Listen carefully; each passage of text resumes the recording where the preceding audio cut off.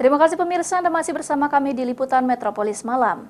Truk tangki solar milik PT Putra Salsabila Perkasa yang terjun ke jurang 2 hari yang lalu belum dievakuasi. Terhambatnya evakuasi karena membutuhkan krain agar bisa mengangkat truk dari dasar jurang, diakibatkan bobot truk yang berat karena muatan.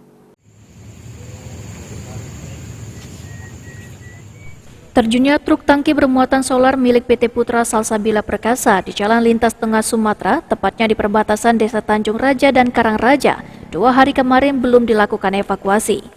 Jurang yang berada di pinggir Sungai Enim dengan kedalaman hampir 10 meter menyulitkan untuk dilakukan evakuasi karena bobot truk yang lebih dari 16 ton, karena tangki yang bermuatan penuh sebanyak 16.000 liter solar.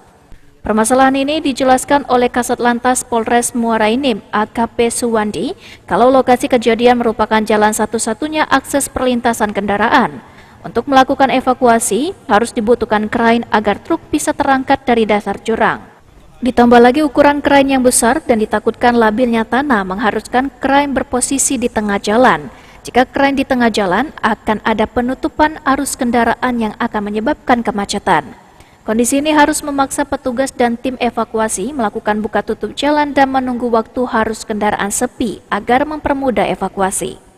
Kita sekarang akan melakukan evakuasi kendaraan yang masuk jurang. Untuk evakuasi saat ini kami sudah dengan pengurusnya berkoordinasi dengan PTBA untuk pinjam alat beratnya, segera kita evakuasi. Pihak Satlantas Polres Muara Enim telah berkoordinasi dengan pihak PTPA agar bisa menggunakan krain sebagai alat bantu evakuasi truk tangki tersebut. Saat ini tim evakuasi masih menyiasati cara evakuasi agar bisa berjalan lancar karena muatan solar yang penuh dari truk tersebut harus dikuras agar beban berkurang. Mardian Syah, PAL TV.